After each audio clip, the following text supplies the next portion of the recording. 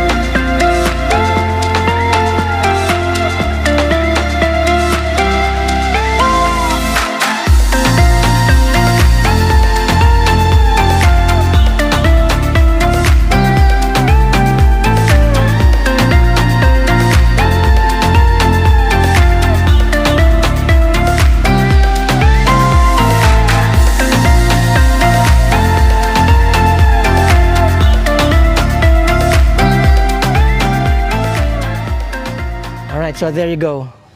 Ito po yung property, 400 square meters. Fully fenced. 410 square meters. Fully fenced, clean title.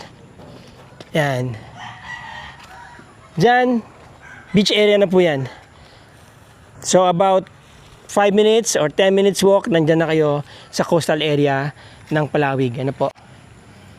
Napakagandang gawin nitong residential area, vacation house ninyo, or simply buy and hold mga boss, mga ma'am, mga sir.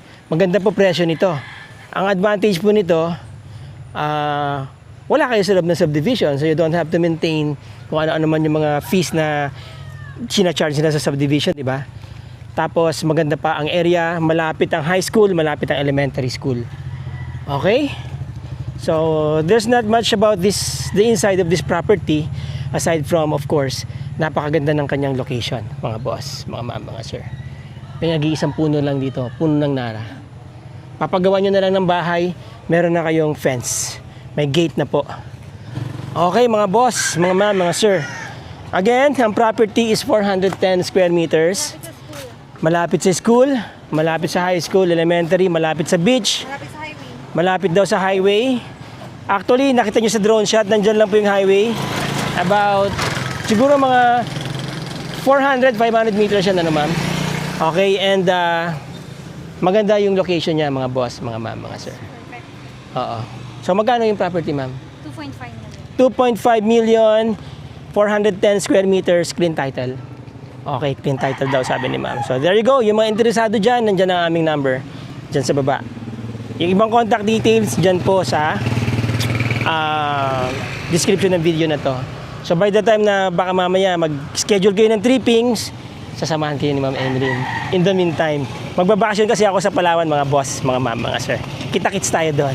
So ma'am, babay ka na sa kanila. Hello po, shoutout po ulit kay Ma'am Leia. Kay Ma'am Leia, Ma'am Leia. Leia, at saka kay Sir Nelson. Sir Nelson. Oo, balik sila dito sa Zambales Camo, di ba? Hindi na po ma'am, maganda to kayo. Oo, maganda tong property na yan. Oh. Okay. Si kanino ba? Sir June. Mr. June, ano po ko sa isa sa mga pumasyal sa atin dito from Laguna. Ano? Tama ba Laguna? From Laguna si Sir June. Oh. So there you go mga boss. Sir Fernando. Hello Sir Ulit. Fernando. Kay Sir Fernando. Thank you so much po. Yan, thank you so much. Abangan niya ako dun sa Palawan. Yes, po. Bibisitahin ko yung property niya doon. Alright? So there you go mga boss, mga ma'am, mga sir. Maraming salamat sa inyong time. Maraming salamat sa inyong oras. Till the next video. Ciao.